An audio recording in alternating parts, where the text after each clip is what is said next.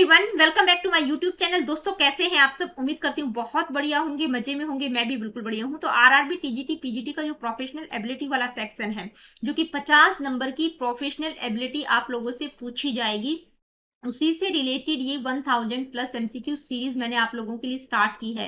लेकिन उससे पहले कितनी बार हर वीडियो में बोलकर जाती हूँ, बिल्कुल चीख चीख कर बता के जाती हूँ कि बेटा ये एमसीक्यू सीरीज बहुत अच्छी बात है, आप प्रैक्टिस कीजिए, ठीक है। लेकिन प्रैक्टिस क्वेश्चंस की आप करें उससे पहले उस टॉपिक की क्लैरिटी आपको होनी चाहिए। जब मैं डेमोक्रेसी और एजुकेशन से रिलेटेड एमसीक्यूज लेकर आ रही हूँ, तो उससे पहले आपको उस टॉपिक की फुल नॉलेज होनी चाहिए। उसके लिए मैं आप लोगों को बार बार बोल के जाती हूँ कि बेटा सारा का सारा सिलेबस मैंने प्लेलिस्ट में इंक्लूड कर दिया है। आपका कुछ वीडियोस बिल्कुल सीक्वेंस में है, 18-19 वीडियोस बिल्कुल सीक्वेंस में मैंने बनाई है, ठीक है। आपको बिल्कुल सीक्वेंस में मिल जाएंगी। स्पेशली जो पहली यूनिट है, जो कि आपकी 30 नंबर तक की आप लोगों से पूछी जाएगी, जिसमें से 22 से 28 क्वेश्चन आने का बता ही रखा है, उसमें क्लियरली बोला हुआ है कि 22 से 28 क्वेश्चन इस पहली यूनिट से आएंगे, जिसमें फिलॉसफी और सोशियोलॉजी वाला पार्ट है। तो वो मैं बिल्कुल करवा चुकी हूँ आप लोगों को। लेकिन आप क्या करें, सिर्फ एमसीक्यूज के पीछे पड़े हुए हैं। जो टॉपिक मेन करवाया है उस वीडियो पे तो आप जा ही नहीं रहे हैं। तो जब मैं आप लोगों को बता रही हूँ कि जो भी मैं टॉपिक एमसीक्यूज भी मैं टॉपिक वाइज ही लेकर आ रही हूँ, ताकि आप लोगों को और ज्यादा क्लैरिटी रहे। और उस एमसीक्यूज वाली वीडियो को करने से पहले हर वीडियो में आपको बोल के जाती हूँ कि बेटा इस टॉपिक को जरूर देख लेना। सारे के सारे टॉपिक सीक्वेंस में। लेकिन आप लोग क्या करते हो, टॉपिक तो देखते नहीं हो, सिर्फ क्वेश्चंस के पीछे भाग रहे हो, ठीक है। क्वेश्चंस के पीछे नहीं भागना है, क्वेश्चन से क्लैरिटी नहीं होगी। वहां पर हजारों चीजें मैंने बता रखी है, मेन जो चीज है वो वहीं से क्लियर होगी, टॉपिक वहीं से क्लियर होगा। क्वेश्चंस प्रैक्टिस कर लो, बहुत अच्छी बात है। दूसरा पॉइंट, कुछ बच्चों के मैसेज आ रहे हैं कि मैडम बहुत इजी है। बेटा बहुत इजी नहीं है, ठीक है। आप लोगों को हो सकता है जो एजुकेशन सब्जेक्ट वाले बच्चे हैं, ठीक है, या जिन्होंने मतलब सीटेट में थोड़ा सा लेवल हाई रहता है, लेकिन यहाँ पर इतना हाई लेवल नहीं रहेगा। क्यों नहीं रहेगा? क्योंकि बहुत सारे अलग अलग सब्जेक्ट वाले बच्चे हैं, जैसे कंप्यूटर साइंस के भी बच्चे हैं, कोई और सब्जेक्ट हैं जिन्होंने ये प्रोफेशनल, जिन्होंने पेडागोजी पढ़ाई नहीं है। तो ऐसा नहीं होगा, पेपर जो होगा ना वो सारे सबको ध्यान में रखकर बनाया जाएगा। तो मुझे नहीं लगता कि भाई नेट वाला, यूजीसी नेट वाला आपका मतलब लेवल रहेगा, क्योंकि कुछ बच्चों को तो लगता है नहीं कि नहीं इजी नहीं है। बिल्कुल मैं हर तरह के क्वेश्चंस इंक्लूड करती हूँ, ठीक है। तो बहुत डिटेल में पढ़ना है तो आप जो वीडियो है, मेन वीडियो है, उस पर जरूर जाइएगा। वहां से सारी चीजें आपको बिल्कुल, क्योंकि टॉपिक को मैं बहुत ज्यादा डिटेल में करवाती हूँ। हो सकता है क्वेश्चंस का लेवल आप लोगों को थोड़ा मतलब लग रहा हो कि मॉडरेट लेवल है, लेकिन ऐसा नहीं है, क्योंकि सब तरह के बच्चे हैं। क्योंकि जिन बच्चों ने पेडागोजी पढ़ाई नहीं है उनके लिए तो ये सारी चीजें भी बहुत टफ है। तो पेपर जो बनेगा वो इसी तरह से बनेगा कि उसमें हर तरह के क्वेश्चन आपको मिलेंगे। कुछ सिंपल भी रहेंगे, कुछ मॉडरेट रहेंगे, कुछ का लेवल थोड़ा सा हाइयर रहेगा, ठीक है। तो वो भी आप, अब क्या है कि हर इस टॉपिक, जैसे ये टॉपिक है या दूसरा टॉपिक था, वैल्यूज वाला टॉपिक था, वैल्यू एजुकेशन वाला था, तो उससे रिलेटेड, क्योंकि वो कुछ एक टॉपिक यहाँ पर आपके रेयर है, तो हर टॉपिक से रिलेटेड एमसीक्यूज मैं कहां से लेकर आऊं, ठीक है। तो मैं बहुत सारे सोर्सेज से उस टॉपिक से निकाल कर आप लोगों के लिए क्वेश्चंस लेकर आती हूँ, ठीक है। तो कुछ रेयर टॉपिक है, वो वहां से क्वेश्चन ज्यादा देखने को भी नहीं मिलेंगे। हाँ, आगे आने वाली जो वीडियोज रहेंगी उनमें लेवल आपको हाई देखने को मिलेगा, क्योंकि जैसे ग्रोथ एंड डेवलपमेंट का टॉपिक हो गया, इंटेलिजेंस का हो गया, मोटिवेशन का हो गया, लर्निंग का हो गया, जो साइकोलॉजी वाला पार्ट है, जो बिल्कुल कॉमन है, सीटेट में भी है, यूजीसी नेट में भी है, हर जगह आपको देखने को मिल जाएंगे, ठीक है। तो वहां पर जो टफ वाले एमसीक्यूज रहेंगे वो मैं बिल्कुल लगाऊंगी, लेकिन हर टॉपिक में पॉसिबल नहीं होता। तो कुछ तो ये वाली बात बतानी थी। कुछ बच्चों के कमेंट्स आ रहे थे मैडम बैकग्राउंड चेंज कर दीजिए, तो मैंने लाइट वाला कर दिया है। अगली वीडियो में मैं व्हाइट ही करने की कोशिश करूंगी, क्योंकि मेरा जो पेन टैबलेट था वहां पर कुछ प्रॉब्लम चल रही थी, तो टेक्निकली चीजें सोल्व नहीं कर पा रही थी। तो मेरा जो छोटा सा बेटा है उसने ही इस प्रॉब्लम को सोल्व किया है, ठीक है। तो इसलिए मैंने इसको लाइट कर दिया है, नहीं तो मेरा पेन टैबलेट ही काम नहीं कर रहा था व्हाइट स्क्रीन पर। अभी हो गया है ठीक, तो मैं आगे से व्हाइट स्क्रीन भी ले आऊंगी। अगर आप लोगों को इसमें भी प्रॉब्लम है तो ये हल्का सा मैंने ग्रेडियंट इंक्लूड कर दिया है, तो वो भी आप कमेंट करके बता सकते हैं कि नहीं मैडम आपको व्हाइट बैकग्राउंड ही रखना है, तो वो भी बता दीजिएगा। एक कुछ बच्चों के कमेंट्स थे कि मैडम आपकी लाइव क्लासेस कब रहती हैं, तो बेटा मैं आप लोगों को बता दूं, मैं लाइव सेशंस लेती ही नहीं हूँ, क्योंकि मेरे को बहुत सारे हेल्थ इश्यूज हैं, तो लाइव सेशन मैं नहीं कर पाती हूँ, क्योंकि वीडियो को मेरे को बीच में कट करना पड़ता है, ठीक है। तो लाइव में पॉसिबल नहीं है, तो लाइव में अभी आती नहीं हूँ। हाँ, हो सकता है फ्यूचर में अगर मेरे को ठीक लगेगा तो हो सकता है मैं ले लूँ, बट छोटे सेशन ही रहेंगे, वो बड़े सेशन नहीं रहेंगे। आप लोगों की जैसे कुछ क्वेरीज वगैरह से रिलेटेड है, उनके लिए शायद मैं लाइव आप लोगों का स्टार्ट कर दूं। तो जो भी कुछ आप मेरे को बताना चाहते हैं तो वो कमेंट सेक्शन में बता दिया करो। हर वीडियो के कमेंट्स में पढ़ती हूँ, और जो करंट वीडियो होता है उसी पे सबसे ज्यादा बताया करो, क्योंकि वो तो सबसे ज्यादा मतलब रहता है कि आज की वीडियो मैंने डाली है, तो उस वीडियो पे आपकी जो भी क्वेरीज रहती है सारी बताया करो, सभी के आंसर मैं करती हूँ, ठीक है। उसके लिए डरने की जरूरत नहीं कि लाइव सेशन में आपकी प्रॉब्लम सोल्व होंगी, ऐसा कुछ नहीं है, ठीक है। आप जो भी कुछ मेरे को बताएंगे वो मैं सारी चीजों को ध्यान में रखती हूँ। कमेंट सेक्शन में जरूर बता दिया करो, जो भी आपका कुछ भी क्वेरीज रहता है, कुछ भी पूछना चाहते हैं, कुछ बताना चाहते हैं, कोई सजेशन देना चाहते हैं, तो सभी को कंसिडर करती हूँ मैं, ठीक है। तो ये 2-4 क्वेरीज थी आप लोगों की, वो मैंने आप लोगों को क्लियर कर दी है। अब हम स्टार्ट करते हैं आज की इस वीडियो को, ठीक है। आज की इस वीडियो में देखिए डेमोक्रेसी एंड एजुकेशन वाला टॉपिक रहेगा और दूसरा रहेगा एजुकेशन एंड इंटीग्रेशन वाला। तो यहाँ पर आप लोगों को बता दूं, डेमोक्रेसी एंड एजुकेशन नाम से इसी प्लेलिस्ट में वीडियो मिल जाएगा, उसमें मैंने इक्वलिटी वाला पार्ट डिस्कस करा है, ठीक है। यानी कि डेमोक्रेसी एंड एजुकेशन का मेन वीडियो तो वही है, लेकिन कुछ पार्ट वहां पर मैंने छोड़ दिया था, ठीक है। तो वो पार्ट आज की जो रिमेनिंग पार्ट है वो आज की इस वीडियो में डिस्कस करेंगे। स्पेशली जो ह्यूमन राइट्स वाला टॉपिक था, जो पार्ट था उस वीडियो का, वो मैंने छोड़ दिया था। और एजुकेशन और इंटीग्रेशन वाला जो टॉपिक था वो मैंने नहीं करवाया था, तो पहले उस टॉपिक को हम समझेंगे, ठीक है। तो रिमेनिंग पार्ट रहेगा डेमोक्रेसी एंड एजुकेशन का, एजुकेशन एंड इंटीग्रेशन वाला टॉपिक समझेंगे। उसके बाद 50 एमसीक्यूज को मैंने इंक्लूड किया है। वो जो लेवल है वो आपको मेरी नजर में तो बहुत ठीक है, ठीक है। उस तरह से आप कर लेंगे तो बहुत अच्छा है। अगर आपको आज की वीडियो में भी लगता है कि नहीं मैडम और थोड़ा सा इंक्रीज कीजिए, तो जो आगे साइकोलॉजी वाली वीडियोस रहेंगी उनमें मैं थोड़ा सा लेवल इंक्रीज करके लेके आऊंगी। एमसीक्यूज की बात कर रही हूँ, ठीक है। टॉपिक तो बहुत डिटेल में करवाती हूँ, वो तो समझ लेंगे, तो एमसीक्यूज के बारे में सोचने की जरूरत ही नहीं है, क्योंकि वहां से ही चीजें क्लियर होंगी, टॉपिक कॉन्सेप्ट से ही चीजें क्लियर होंगी, ये मैं बार बार आप लोगों को बताती हूँ। तो चलिए स्टार्ट कर लेते हैं आज की इस वीडियो को। डेमोक्रेसी एंड एजुकेशन का जो रिमेनिंग पार्ट था वो क्या था? Human rights education with reference to child's right, यानी कि ह्यूमन राइट्स में स्पेसिफिकली बच्चों के अधिकारों की बात की गई है, ठीक है। तो बेसिक से थोड़ी थोड़ी चीजें समझाती हुई चलूंगी, फिर हम चाइल्ड्स राइट पे आएंगे, ठीक है। ह्यूमन राइट्स का मतलब क्या होता है, पहले तो ये आपको पता होना चाहिए। ह्यूमन राइट्स में क्या आ जाता है? इज ऑल इनकम्पासिंग, मतलब सब कुछ आ जाएगा। क्या क्या? Civil, political, economic, social, cultural, group, collective rights, हर तरह के अधिकारों की बात की गई ह्यूमन राइट्स, चाहे वो नेगेटिव राइट्स हो चाहे पॉजिटिव राइट्स हो। डेफिनेशन की अगर हम बात करें तो अर्नेस्ट बार्कर क्या कहते हैं भाई, राइट्स क्या है? एक्सटर्नल कंडीशन है, यानी कि किसी भी पर्सनैलिटी के डेवलपमेंट के लिए बहुत जरूरी है, ठीक है। एक्सटर्नल कंडीशन है राइट, यानी कि आपका जो बेस्ट पोटेंशियल है उसका डेवलपमेंट हो सकता है, यानी कि आपके जो अधिकार है वो आपको मिलने चाहिए, ठीक है। तो राइट्स क्या है? एक्सटर्नल कंडीशन है किसी भी पर्सनैलिटी के डेवलपमेंट के लिए, ठीक है। आपका जो अधिकार है वो आप ले सकते हैं, वो आपका अधिकार है, ठीक है। इसके बाद अगर हम बात करें प्रोफेसर होफेल्स 4 एलिमेंट्स ऑफ राइट, यानी कि प्रोफेसर होफेल्ड ने राइट्स के 4 मतलब एलिमेंट्स बताए हैं, 4 तत्व उन्होंने बताए हैं। कौन कौन से? Claim rights, liberty right, power rights और इम्यूनिटी राइट्स, ठीक है। क्लेम में मतलब आप कोई चीज क्लेम कर सकते हो, जैसे पेंशन की अगर हम बात करें, जो कि सीनियर सिटीजनशिप का राइट है, वो अपनी पेंशन को क्लेम कर सकते हैं। लिबर्टी यानी कि स्वतंत्रता, ठीक है। लिबर्टी जैसे right to leisure, lifestyle choices हो गया। पावर राइट्स यानी कि आपका अधिकार है भाई, वो आपकी जमीन है, मान लीजिए कोई जमीन है, ठीक है, वो आपकी है तो उस पर आपका अधिकार है, ठीक है। अगर आप उसमें कुछ भी करना चाहें वो आप कर सकते हैं। जैसे landlords right to alter rent, भाई कोई भी किसी को किराए पे रख सकता है, किसी को हटा सकता है, ठीक है, वो उसका अधिकार है। इम्यूनिटी राइट्स में क्या होता है कि भाई जो डिफेम वगैरह होता है उससे बचाता है, जैसे पार्लियामेंट वगैरह में एमपी वगैरह यूज करते हैं कि कोई भी डिफेम वगैरह से बचाने के लिए उसका यूज कर सकते हैं इम्यूनिटी राइट का, ठीक है। अपने आप को डिफेम से बचाने के लिए, वो दंड या कार्यवाही से बचाने के लिए ये राइट होता है। इसके बाद बात करेंगे नेचर ऑफ ह्यूमन राइट्स, यानी कि ह्यूमन राइट्स की प्रकृति कैसी होगी, उनकी विशेषताएं क्या क्या हो सकती है, मानव अधिकारों की क्या क्या विशेषताएं होंगी। देखिए मैंने हिंदी वाले बच्चों के लिए स्लाइड्स इंक्लूड नहीं किए, क्योंकि बहुत जल्दी जल्दी में मैंने ये पोर्शन इंक्लूड किया है, ठीक है। तो हिंदी में ही मैं एक्सप्लेन कर रही हूँ, तो उनको डरना नहीं है, मेन मेन चीजें पता होना चाहिए, क्योंकि थ्योरेटिकल आपको नहीं लिखना है, सिर्फ क्वेश्चन आपको समझ आने चाहिए। तो वो सारी चीजें मैं हिंदी में ही एक्सप्लेन कर रही हूँ, ठीक है। तो कैसा नेचर रहेगा ह्यूमन राइट्स का? यूनिवर्सल एंड इनअलाइनेबल, ठीक है, यानी कि यूनिवर्सल है, सार्वभौमिक है, चाहे आप इंडिया में रहें चाहे किसी दूसरी कंट्री में रहें, जो आपका राइट है वो आपका राइट है, जो भी ह्यूमन राइट्स हैं, ठीक है। नॉन डिस्क्रिमिनेटरी, इनके आधार पर किसी के साथ आप कोई भेदभाव नहीं कर सकते, ये सभी के लिए है, ठीक है। कल्चरली न्यूट्रल है, यानी कि कल्चर का, ह्यूमन आइडियोलॉजी का कोई प्रभाव नहीं पड़ेगा। नेशनल बाउंड्रीज से बियॉन्ड है, ठीक है, मतलब कहीं पर भी आप रहें, किसी भी तरह के कल्चर में रहें, जो ह्यूमन राइट्स है वो है ही है, ठीक है। कॉम्प्रिहेंसिव है, ठीक है, इसमें सभी civil, political, economic, social, cultural, collective सभी तरह के राइट्स आ जाएंगे। इनडिविजिबल और इंटरडिपेंडेंट है, इनडिविजिबल है, यानी कि इनको आप डिवाइड नहीं कर सकते, इनको आप रैंकिंग प्रोवाइड नहीं कर सकते कि भाई ये पहले नंबर पर रहेंगे, ये वाले राइट्स पहले नंबर पे रहेंगे। जैसे पॉलिटिकल राइट्स की अगर हम बात करें तो ये पहले पे रहेंगे, दूसरे पे रहेंगे, सोशल जो राइट्स है वो दूसरे पे रहेंगे, या सिविल वाले तीसरे पे रहेंगे, बिल्कुल नहीं। आप इनको रैंकिंग प्रोवाइड नहीं कर सकते, ये इंटरडिपेंडेंट है। कैटेगराइज कर सकते हैं कि भाई ये सिविल राइट्स है, ये पॉलिटिकल राइट्स है, ये इकोनॉमिक है, ये सोशल है, ये कल्चरल है, ये कलेक्टिव है, ये ग्रुप राइट्स है, ठीक है। यानी कि इनको डिवाइड या रैंकिंग प्रोवाइड नहीं कर सकते, सिर्फ कैटेगराइज कर सकते हैं, एक दूसरे के ऊपर इंटरडिपेंडेंट है, नोट एब्सोल्यूट है, ठीक है।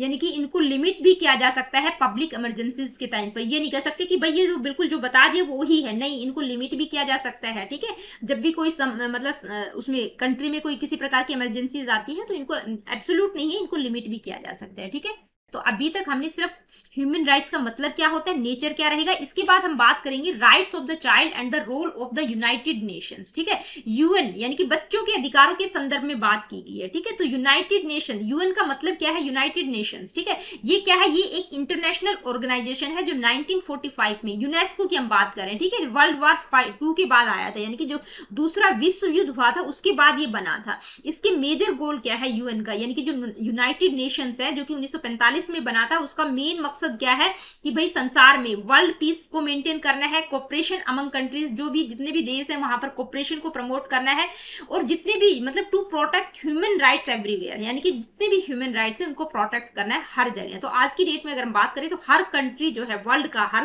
कंट्री इसका मेंबर है यूएन का, ठीक है। आई होप कि यूएन का मतलब क्या होता है आप लोगों को समझ आ गया होगा। अब बात करते हैं कि भाई ये जो ह्यूमन राइट है, ठीक है, ह्यूमन राइट एजुकेशन की क्या आवश्यकता आन पड़ी, कि क्या जरूरत आन पड़ी। तो इंटरनेशनल लेवल पर हम सबसे पहला नाम किसका ध्यान में आता है, यूनेस्को, ठीक है। यूनेस्को की फुल फॉर्म क्या है, इसकी फुल फॉर्म में ही सारी चीजें छुपी हुई है, ठीक है, वो आप मुझे कमेंट करके बताना। इसका जो कॉन्स्टिट्यूशन है 1945 में, जो दूसरा विश्व युद्ध हुआ था उसके बाद ये एग्जिस्टेंस में आया था, ठीक है, तब बना था। ये क्या प्रमोट करता है, ठीक है, इंटरनेशनल लेवल पर जब ह्यूमन राइट एजुकेशन की हम बात करते हैं तो किसका नाम आता है, यूनेस्को, ठीक है। ये पीस और सिक्योरिटी को प्रमोट करता है, कोलैबोरेशन को फोस्टर करता है, कौन कौन से एजुकेशन, साइंस और कल्चर के फील्ड में। इसके अलावा जस्टिस और ह्यूमन राइट्स की रिस्पेक्ट करना है, उस चीज के लिए भी वो बात करता है कि भाई जो भी जस्टिस ह्यूमन राइट्स बताए गए हैं उनको आपको रिस्पेक्ट करना है, ठीक है, उस चीज पर फोकस करता है। पीस और सिक्योरिटी, पूरे संसार में मतलब पूरे वर्ल्ड में पीस और सिक्योरिटी की बात करता है, कोलैबोरेशन को मतलब प्रमोट करता है, जस्टिस और ह्यूमन राइट्स की रिस्पेक्ट करनी, इन सारी चीजों पर ही फोकस करते हैं। अब इंटरनेशनल लेवल पर जब हम बात करते हैं तो ह्यूमन राइट इंस्ट्रूमेंट्स, कौन कौन से major international human right instruments है, कौन कौन से औजार, कौन कौन से समझौते, कौन कौन सी ट्रीटीज हैं। तो 9 ट्रीटीज बताई गई है इंटरनेशनल लेवल पर जो कि ह्यूमन राइट्स की बात करती है, ठीक है। इनकी फुल फॉर्म जैसे यूडीएचआर दे दिया आपको, ठीक है, तो इसकी फुल फॉर्म आपको पता होना चाहिए। आईसीसीपीआर हो गया, ठीक है, सीआरसी हो गया, सीईडीडब्ल्यू हो गया, ये क्या है, इसकी फुल फॉर्म क्या है, किससे रिलेटेड है, ठीक है। तो 9 संधियां हैं ये, ठीक है, ये संधियां हैं, समझौते हैं जो इंटरनेशनल लेवल पर ह्यूमन राइट्स की बात करते हैं, ठीक है। Universal declaration of human rights, international covenant on civil and political rights जिसको आईसीसीपीआर कहेंगे, ठीक है। International covenant on economic, social and cultural rights हो गया। Convention on the right of the child, बच्चों से रिलेटेड है ये सीआरसी, ठीक है। Convention on elimination of discrimination against women, यानी कि औरतों के खिलाफ जो भी डिस्क्रिमिनेशन होता है उससे रिलेटेड है ये सीईडीएडब्ल्यू, इसकी फुल फॉर्म आपको पता होनी चाहिए। कन्वेंशन अगेंस्ट टॉर्चर, टॉर्चर के खिलाफ समझौता है, ठीक है। Convention on right of persons with disabilities, जो यानी कि जो विविधताओं वाले जो डिसेबल पर्सन है उनके क्या अधिकार होंगे, उनसे रिलेटेड समझौता है। कन्वेंशन फॉर माइग्रेंट वर्कर्स से रिलेटेड है। कन्वेंशन ऑन इनफोर्स्ड डिसअपीयरेंस, ठीक है। ये 9 समझौते बताए गए हैं इंटरनेशनल लेवल पर। तो कुछ एक फुल फॉर्म्स आपको जो दे रखी है जैसे यूडीएचआर हो गया, आईसीसीपीआर हो गया, सीआरसी हो गया, सीईडीडब्ल्यू, तो इनकी फुल फॉर्म आपको पता होना चाहिए किनसे ये रिलेटेड है, ठीक है। तो 9 संधियां हैं, 9 समझौते हैं ये इंटरनेशनल लेवल। अब इसमें जो सबसे पहला है universal declaration of human rights, ये बहुत इंपॉर्टेंट है, इसको समझते हैं, ठीक है, बहुत ज्यादा इंपॉर्टेंट है क्योंकि इसमें आगे हम बच्चों के अधिकारों से रिलेटेड चीजें भी डिस्कस करेंगे, ठीक है। Universal declaration of human rights, short में क्या है, यूडीएचआर, ठीक है, 1948, ठीक है। ये क्या है, यूनाइटेड नेशंस के द्वारा ये डॉक्यूमेंट क्रिएट किया गया था, ठीक है। क्या एक यूनाइटेड नेशंस का ही इंपॉर्टेंट डॉक्यूमेंट है जो कि 1948 में क्रिएट किया गया था, ठीक है, क्रिएट किया गया था। क्या नाम है इसका, UDHR, universal declaration of human rights, ठीक है। यानी कि ये क्या है, ये फंडामेंटल राइट्स की बात की गई है, इसमें हर पर्सन के बारे में, every person in the world should have, यानी कि इसमें उन मौलिक अधिकारों का उल्लेख किया गया जो हर व्यक्ति को मिलने चाहिए। सभी के क्या मौलिक अधिकार रहेंगे, फंडामेंटल राइट्स क्या रहेंगे, एवरी पर्सन के, ठीक है। बच्चों की बात नहीं की गई, वीमेन्स की बात नहीं की गई, इसमें सब आ जाएंगे, मतलब सभी लोग आ जाएंगे, इसमें बच्चे भी आ जाएंगे, वीमेन भी आ जाएंगे, औरतें भी आ जाएंगी, ठीक है। It also included children because they are often vulnerable to exploitation and neglect, यानी कि इसमें बच्चों के अधिकार भी इसमें बताए गए हैं, क्योंकि बच्चे शोषण और उपेक्षा के प्रति सबसे अधिक संवेदनशील होते हैं, ठीक है। तो ये 1948 में यूएन का ही एक इंपॉर्टेंट डॉक्यूमेंट, यूएन के द्वारा ही एक इंपॉर्टेंट डॉक्यूमेंट क्रिएट किया गया था, जिसका नाम क्या है, यूडीएचआर, जो कि जिसमें सभी के अधिकारों की बात की गई है। अब देखिए 1948 में इसको क्या किया गया, क्रिएट किया गया। अब इसके बाद उसमें कुछ चेंजेस होते हैं। 1959 में क्या होता है, इसको अडॉप्ट किया जाता है यूएन की जो जनरल असेंबली थी, यानी कि यूनाइटेड नेशंस की जनरल असेंबली के द्वारा 20 नवंबर 1959 में इसको अडॉप्ट किया गया। और इसमें क्या कहा गया कि ये declaration on the rights of the child, इसमें सिर्फ बच्चों के अधिकारों की बात की गई, किसमें, 1959 वाले में। इसमें क्या क्या था, इसमें 10 प्रिंसिपल बताए गए हैं जो कि बच्चों से रिलेटेड थे। Focusing on protection, education, health, family care and development, यानी कि बच्चों के अधिकारों की बात की गई है, ठीक है। अब इस डिक्लेरेशन में जो 1959 का डिक्लेरेशन है, उसमें मेजर राइट्स क्या क्या बताए गए, तो ये सारे मेजर राइट्स हैं, यानी कि बच्चों के अधिकारों की बात की गई है। प्रॉपर हेल्थ सर्विसेज, मतलब बच्चों को उचित स्वास्थ्य सेवाएं मिलनी चाहिए। Freedom of expression, not to be separated from parents against will, यानी कि बच्चे जब तक नहीं चाहते तो माता पिता से उनको जबरन अलग नहीं किया जाना चाहिए। केयर बाय पेरेंट्स, माता पिता के द्वारा बच्चों की देखभाल की जानी चाहिए। Right to a name, name का अधिकार है उनको, ठीक है। Basic education in mother tongue, यानी कि मदर टंग में बेसिक एजुकेशन होनी चाहिए। राइट टू लाइफ, जीवन जीने का अधिकार है। प्रोटेक्शन फ्रॉम एक्सप्लॉयटेशन, शोषण से सुरक्षा का अधिकार। प्रोटेक्शन फ्रॉम कॉर्पोरल पनिशमेंट, शारीरिक दंड से सुरक्षा। ये सारे मेजर डिक्लेरेशन है, मतलब मेजर राइट्स हैं। किसमें बताया गया है, 1959 वाला जो डिक्लेरेशन था, उसमें बच्चों के क्या क्या अधिकार रहेंगे उसकी बात की गई, ठीक है। तो एक बार पढ़ लीजिएगा, बहुत जरूरी है। तो 1959 वाले डिक्लेरेशन में बच्चों के कौन कौन से मेजर राइट्स रहेंगे, ये मैंने आप लोगों को बताया। इसके बाद क्या होता है 1989 में, ठीक है, क्या बनकर आता है, United Nations convention on the rights of the child, यानी कि यूएनसीआरसी, ठीक है। यूएनसीआरसी बना 1989 में। अब इसमें क्या बताया गया है कि भाई जो 1959 में डिक्लेरेशन बना था बच्चों के अधिकारों से रिलेटेड, उसी को स्ट्रॉन्गर और लीगली बाइंड किया गया था। किसके द्वारा, यानी कि यूएन अडॉप्टेड द यूएनसीआरसी, ठीक है। यूएनसीआरसी की फुल फॉर्म ये मैंने आप लोगों को बताई दी है, United Nations convention on the rights of the child, संयुक्त राष्ट्र बाल अधिकार अधिसमय, ठीक है। अब ये कब बना, 20 नवंबर 1989 को ये बनकर आया था। लेकिन ये फोर्स में कब आया, मतलब लागू इसको कब किया गया था, 1990 में, यानी कि 1990 से लागू हुआ था, जब ये सिर्फ 20 कंट्रीज ने इसको रेटिफाइड किया था। रेटिफाइड किया मतलब एक ठप्पा लगा दिया था, लीगली बाइंड थे वो देश उसके लिए, ठीक है, कि भाई जो भी चीज रहेंगी वो सभी आपके लिए मतलब बाध्य है आप उस काम को करने के लिए, लीगली बाइंड, यानी कि रेटिफाइड उन्होंने किया था, ठीक है। एक होता है साइन, एक होता है रेटिफाइड। तो वो आप साइन और रेटिफाइड में क्या डिफरेंस होता है, देखिए साइन का मतलब एक्सप्रेशन ऑफ इंटेंशन, यानी कि आपका इंटेंशन है लेकिन आप बाध्य नहीं है, आप बंधे भी नहीं है उस चीज से, ठीक है। लेकिन रेटिफिकेशन का मतलब फॉर्मल बाइंडिंग एग्रीमेंट, भाई आप उस चीज के लिए बाध्य हो चुके हैं कि आपको वो करना ही कर रहे हैं, ठीक है। ये होता है रेटिफिकेशन और साइनिंग में डिफरेंस। अब ये कब 1990 में ये फोर्स में आया, ठीक है। 20 कंट्री थे, यानी कि सबसे पहले 20 लोगों ने इसको रेटिफाइड किया था। लेकिन आज की डेट में अगर हम बात करें तो most ratified human right treaty है हिस्ट्री में, जिसमें 196 कंट्रीज है, यानी कि आज की डेट में कितनी कंट्रीज ने इसको रेटिफाई किया है, कितने लोग बाध्य हैं इस चीज के लिए, यूएनसीआरसी के लिए, यानी कि बच्चों के अधिकारों से रिलेटेड जो समझौता है उस पर किसने कितने, मतलब साइन की बात नहीं हो, रेटिफाइड का मतलब लीगली बाइंड हो चुके हैं ये देश, 196 कंट्रीज हैं, ठीक है। तो ये सबसे मोस्ट ह्यूमन ट्रीटी अगर आप लोगों से हिस्ट्री में पूछी जाए तो कौन सी है, ये है यूएनसीआरसी, यानी कि United nation convention on the rights of the child, बच्चों के अधिकारों से संयुक्त राष्ट्र बाल अधिकार अधिसमय, जिसमें मतलब 196 कंट्रीज ने लीगली बाइंड है वो, मतलब उस चीज के लिए वो बाध्य है, बच्चों का जो भी अधिकार होगा, जो भी कोई कहां पे भी कोई प्रॉब्लम होगी तो वो चीज उस चीज के लिए ये सारे के सारे देश बाध्य हैं। लेकिन अगर पूछा जाए कि भाई किस देश ने, कौन सा देश, अगर आप लोगों से 4-5 दे दिए जाए कि कौन सा देश बाध्य नहीं है, लीगली बाइंड नहीं है, कौन सा मतलब किसने रेटिफाइड नहीं किया है, तो कौन सा है, यूएसए। यूएसए ने सिर्फ साइन किया है, इसको रेटिफाई नहीं किया है, ठीक है। हाँ, साइन कर दिया, मतलब उनका इंटेंशन है कि वो रेटिफाई कर सकते हैं फ्यूचर में, लेकिन अभी तक नहीं किया है। तो इसके बाद अगर हम बात करें कि भाई ये यूएनसीआरसी इतना क्यों महत्वपूर्ण है, ठीक है, इसका इंपॉर्टेंस क्या है, तो ये लीगली बाइंडिंग है, यानी कि 1959 का जो डिक्लेरेशन था वो सिर्फ मतलब उसको रेटिफाई नहीं किया गया था यहाँ पर, मतलब जितने भी कंट्रीज थे वो ओब्लाइज टू फॉलो नहीं थे, यानी कि लीगली बाइंड नहीं थे, वो जरूरी नहीं थे कि वो उस चीज को फॉलो करे या ना करे। लेकिन अब इसमें जो भी चीजें बताई गई है बच्चों के अधिकारों के संबंध में, तो जितने भी कंट्री हैं जिन्होंने रेटिफाई किया है तो वो उस चीज के लिए बाध्य हो चुके हैं कि भाई ये चीज उनके लिए मतलब उनके ऊपर लागू होगी, ठीक है, उनको उस चीज को फॉलो करना ही करना है, कानूनी रूप से वो बाध्य हो चुके हैं, ठीक है। दूसरा है मोस्ट रेटिफाइड ट्रीटी है हिस्ट्री में, यानी कि 196 कंट्रीज एक्सेप्ट यूएसए, ठीक है, सिर्फ यूएसए को छोड़ के 196 देशों ने इस पर साइन किया हुआ है। तो बहुत बड़ी एक रेटिफाइड ट्रीटी है, बहुत सबसे अधिक अनुमोदित संधि है, ठीक है, इतिहास की सबसे अधिक अनुमोदित संधि है ये, इसलिए ये फेमस है, ठीक है, इसलिए ये महत्वपूर्ण है कि एक तो लीगली बाइंड है और एक मोस्ट रेटिफाइड ट्रीटी है हिस्ट्री में। अब अगर हम बात करें कि भाई इसमें क्या क्या आ जाएगा, ये कौन कौन सी किन चीजों को कवर करता है, तो इसमें क्या है 54 आर्टिकल्स हैं, ठीक है, जिसमें बच्चों के अधिकारों से रिलेटेड बातें शामिल की गई है, civil, political, economic, social, cultural, health rights, बच्चों के अधिकारों की बात की है, सिर्फ और सिर्फ बच्चों के अधिकारों से, और आपके सिलेबस में सिर्फ और सिर्फ बच्चों के अधिकारों की बात की गई है, ठीक है। तो जो यूएनसीआरसी है इसमें कितने आर्टिकल्स हैं, 54 आर्टिकल्स हैं, जिसमें बच्चों के अधिकारों की बात की गई है और गवर्नमेंट ड्यूटीज क्या रहेंगी उनकी बताई गई है।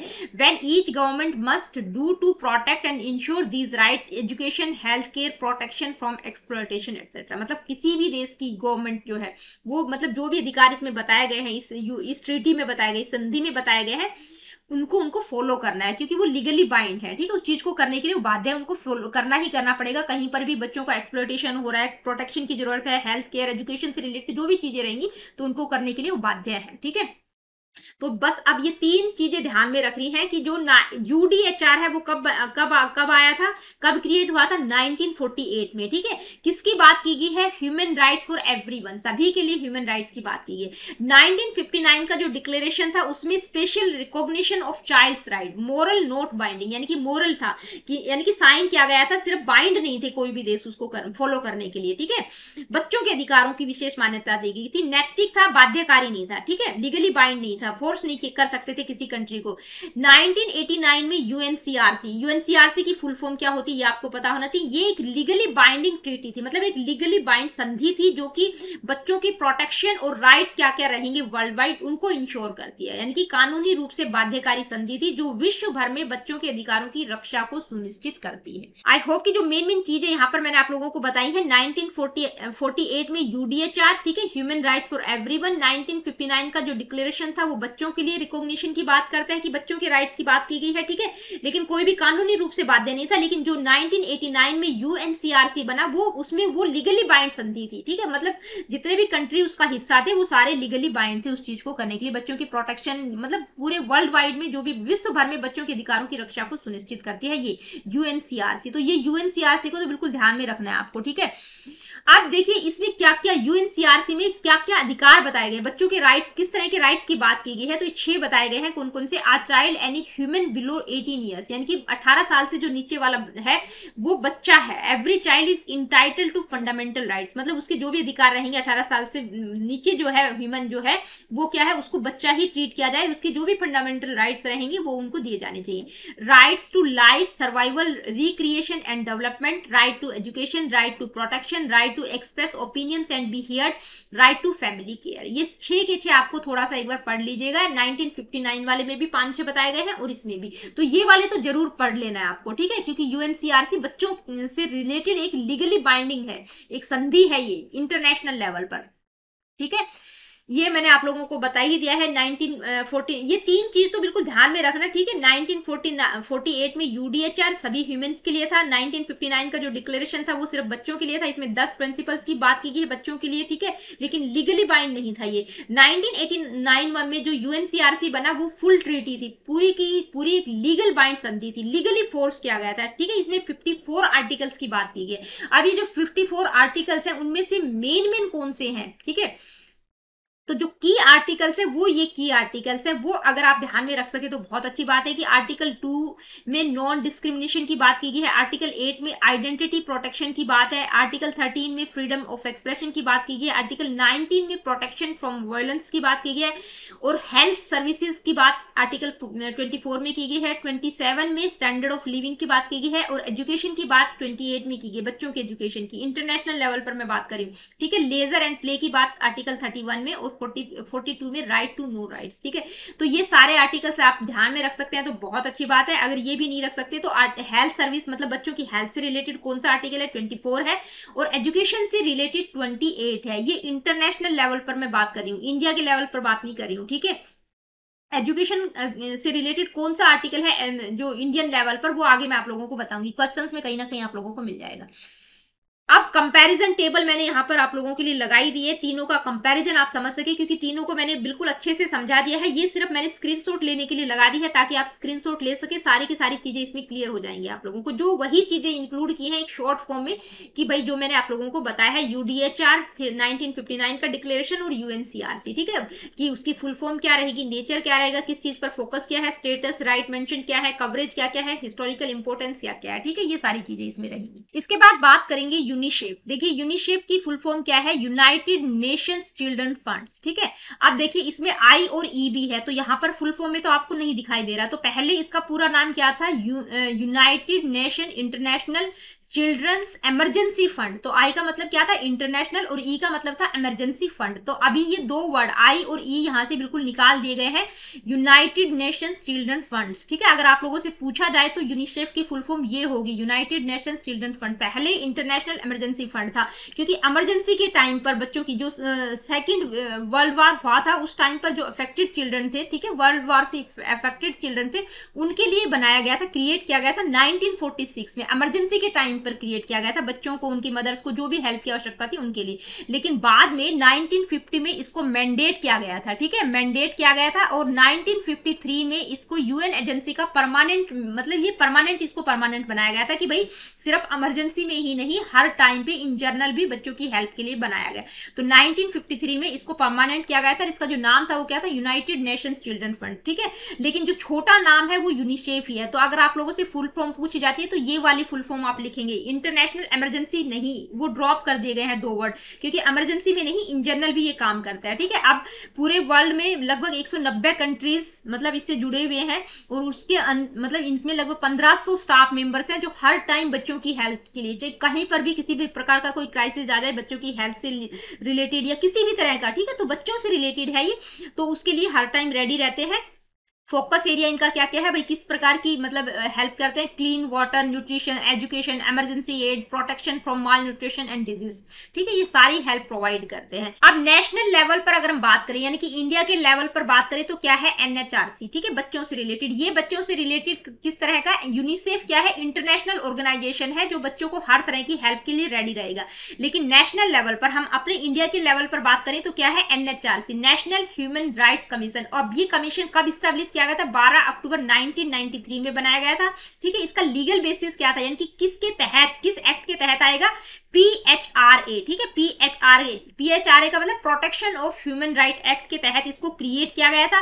इसका बेस किस पर आधारित था, पेरिस प्रिंसिपल पर आधारित था, ठीक है। अब इसकी डेफिनेशन जो यानी कि PHRA protection of human rights की अगर बात करें तो किस तरह के राइट्स की बात की गई है, सेक्शन 21D में किस तरह के राइट्स की बात की गई कि जो life, liberty, equality, dignity guaranteed bye constitution, यानी कि जो कॉन्स्टिट्यूशन या इंटरनेशनल कन्वेंशन है, यानी कि जो अंतरराष्ट्रीय समझौते हैं या जो कॉन्स्टिट्यूशन है उसके द्वारा गारंटी दी गई कि भाई इस तरह की हेल्प बच्चों के लिए प्रोवाइड की जाएंगी, लाइफ से रिलेटेड, लिबर्टी से रिलेटेड, इक्वलिटी, डिग्निटी से रिलेटेड, ठीक है, उन सारी चीजों की गारंटी प्रोवाइड करता है। इसके बाद बात करेंगे कुछ और इंपॉर्टेंट लॉ जो कि बच्चों के प्रोटेक्शन से रिलेटेड है, इंडिया में बात कर रही हूं, ठीक है। तो क्या क्या है, इनका नाम एटलीस्ट आप लोगों को पता होना चाहिए। पहला है जुवेनाइल जस्टिस, यानी कि जो बाल अपराध वगैरह कर देते हैं बच्चे 18 साल से कम उम्र के होते हैं, तो उनके लिए क्या कुछ रहेगा, उससे रिलेटेड है। इसके बाद है पोस्को एक्ट, इसकी फुल फॉर्म आप लोगों को पता होनी चाहिए, protection of children from sexual offence, बहुत इंपॉर्टेंट है, इसका फुल फॉर्म भी पूछा जा सकता है।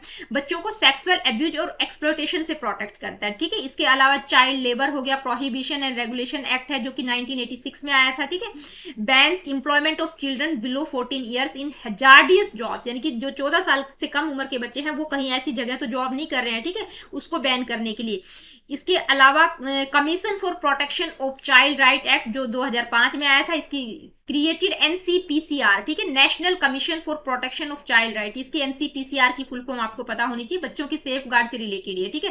प्रोहिबिशन ऑफ चाइल्ड मैरिज, यानी कि declares marriage of girls below 18 and boys below 21 age illegal, यानी कि 18 साल से कम उम्र की लड़कियों की शादी होती है या जो लड़के हैं उनकी अगर 21 साल से कम उम्र के उनकी शादी होती है तो वो इलीगल माना जाएगा, ठीक है। Prohibition of child marriage act है ये। तो शॉर्ट में अगर हम कहें तो these laws protect children from abuse, exploitation, child labour, child marriage and ensure them care, rights and dignity, ठीक है। तो ये कुछ और इंपॉर्टेंट, खासकर इसमें पॉस्को का ध्यान रखना है, एक एनसीपीसीआर, ठीक है, national commission for protection of child right, जो बच्चों की सेफ्टी से रिलेटेड है। इसके अलावा आप ये जुवेनाइल जस्टिस को भी ध्यान में रख सकते हैं, सारे एक बार पढ़ लेंगे तो पता चल जाएगा, ठीक है। आगे बढ़ेंगे, अब हम बात करेंगे एजुकेशन एंड इंटीग्रेशन की। ये टॉपिक पूरा का पूरा आज की इस वीडियो में ही कवर करवाऊंगी। देखिए आज का वीडियो बहुत बड़ा होने वाला है क्योंकि इसके बाद 50 क्वेश्चंस भी रहेंगे, तो हो सकता है 1-1.5 घंटे का वीडियो बन जाए, लेकिन बहुत इंपॉर्टेंट है। आज की इस वीडियो से आप कम से कम आज की इस वीडियो से जो एजुकेशन और डेमोक्रेसी वाला जो रिमेनिंग जो पहला पार्ट था, ठीक है, इक्वलिटी से रिलेटेड है, उसको कवर कर लेंगे। तो कम से कम 3-4 क्वेश्चन मैं बता रही हूँ कि इस सेशन से आपको मिल जाएंगे, ठीक है। बहुत ही इंपॉर्टेंट है, स्पेशली जो ह्यूमन राइट वाला पार्ट है और इंटीग्रेशन वाला पार्ट रहेगा, ठीक है। तो इनको कर लेना है बिल्कुल। यहां से 4 क्वेश्चन आपके बनने की पूरी संभावना है सोशियोलॉजी वाले पार्ट में से। ये एजुकेशन और डेमोक्रेसी और एजुकेशन और इंटीग्रेशन की मैं बात कर रही हूँ। अब एजुकेशन और इंटीग्रेशन वाला जो टॉपिक है, शिक्षा और एकीकरण, इसमें सिर्फ role of teacher and educational institutions के बारे में बात की गई है, ठीक है। थोड़ा सा डिटेल में ही समझ लेते हैं ताकि आप लोगों की कॉन्सेप्ट क्लैरिटी बेहतर हो जाए। टॉपिक को मैं डिटेल में करवाती हूँ। क्वेश्चंस हो सकता है बहुत हाई लेवल के ना भी लेके आऊं तो जरूरत नहीं है, क्योंकि अगर टॉपिक बिल्कुल अच्छे से क्लियर हो गया तो कोई फर्क नहीं पड़ता उससे, ठीक है। क्वेश्चन से ज्यादा फर्क नहीं पड़ता, मेन है कॉन्सेप्ट क्लैरिटी।